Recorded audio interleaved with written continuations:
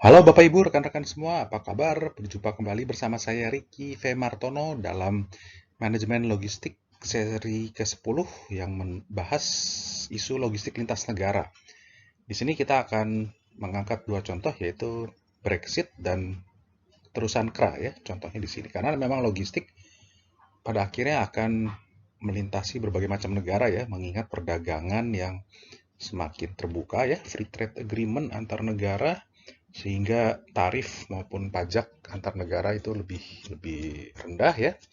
Juga tuntutan dari perusahaan untuk selalu ekspansi, meningkatkan profit dan sebagainya, sehingga dituntut juga untuk menjangkau penjualan ke berbagai negara ya. Nah, tapi ada logistiknya di situ ya, jadi nggak sembarangan nih. Nah, kita lihat nih contoh-contoh logistik lintas negara dan dampaknya ya. Nah, dulu itu ada yang namanya Uni Eropa ya, dibentuk tahun akhir 90-an ya, sehingga masyarakat Uni Eropa itu kalau berpindah dari satu negara ke negara lain itu bebas. Jadi kayak di dalam satu negara ya, perpindahan barang juga bebas gitu. Ya, nggak usah ada pabean dan sebagainya ya. Nah, kemudian pada tahun 2016 ada dilaksanakan referendum di Inggris yang menunjukkan bahwa 51% rakyatnya mendukung United Kingdom atau UK ini yang merah ini petanya merah keluar dari European Union ya. Jadi keluar gitu.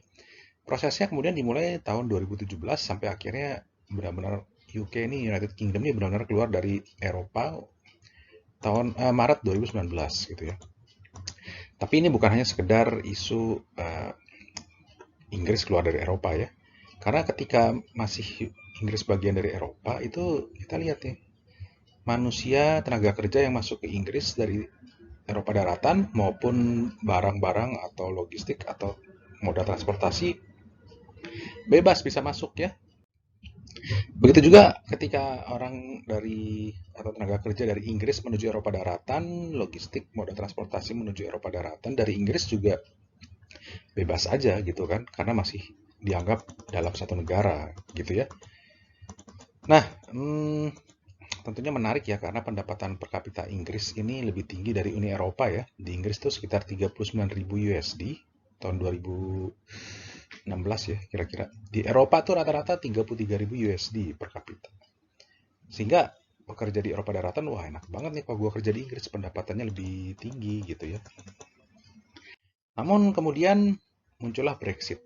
Ya, ini British exit kira-kira gitu ya. Jadi United Kingdom keluar dari European Union. Jadi seakan-akan kayak jadi kita luar negeri nih gitu ya. Eropa daratan, Uni Eropa dengan Inggris nih kayak luar negeri nih sekarang, ya kan? Dampaknya apa sih? Ya dampaknya manusia, tenaga kerja, barang, moda transportasi dari Uni Eropa ke Inggris itu nggak bisa keluar masuk begitu saja seperti sebelum Brexit ya. Karena pasti Inggris juga akan melindungi tenaga kerjanya dan membatasi pergerakan modal barang dari Uni Eropa ke Inggris ya. Nah, sehingga kalau mau masuk ke Inggris, wah ada proses pabean nih, dicek dulu nih ya, perizinan kamu, pabean kamu, pajak kamu udah bayar belum? Nah, gitu ya. Karena ini ibaratnya sekarang jadi pergi ke luar negeri gitu. Nah, dampaknya apa? Ya pasti akan muncul tarif untuk impor ekspor barang dari Eropa daratan, Uni Eropa ke Inggris dan sebaliknya, ya kan? Yang artinya akan membebani biaya dari perusahaan-perusahaan gitu. Ya sedikit banyak pasti akan pengaruh ke biaya logistiknya ya. Kedua juga ada fluktuasi nilai tukar mata uang Great Britain pound sterling di Inggris dengan euro ya. Ini juga akan mempengaruhi ekspor impor. Dulu juga pasti akan mempengaruhi, tapi dengan adanya apa namanya tarif atau pajak untuk masuk pabean, ya pasti dampak dari fluktuasi mata uang ini akan lebih besar lagi bagi perusahaan maupun bagi biaya logistik ya kan. Nah yang ketiga juga di Inggris karena dicek gitu ya pabean, begitu juga dari Inggris ke Eropa dicek itu pasti akan muncul apa ya bottleneck ya semacam bottleneck karena butuh waktu tuh di pelabuhan, bandar udara ya butuh waktu untuk memeriksa dokumen barang-barang, perizinan, quality control kan sekarang dicek karena ibaratnya pergi ke luar negeri ya. Jadi pasti butuh waktu lebih tambahan ya untuk pergerakan barang logistik ya.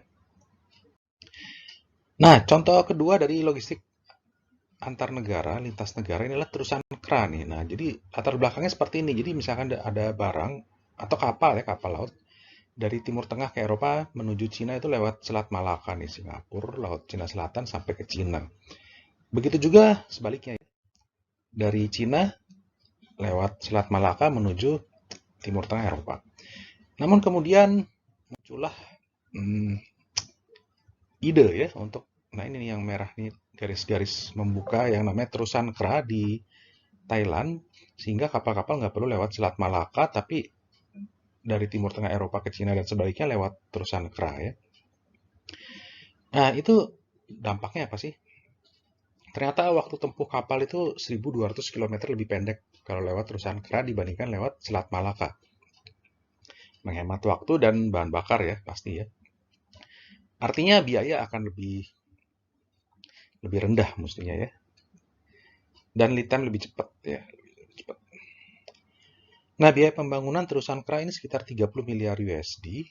Hmm, mahal apa murah gitu ya? Tentu kita membandingkan mahal murah ini, cost ini dengan benefitnya.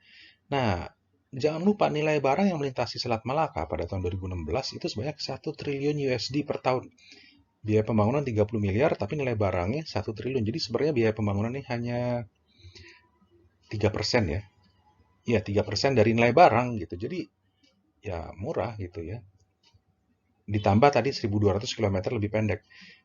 Jadi kalau hanya 3% itu nilai barangnya 1T, biaya investasi 30 M hanya 3%.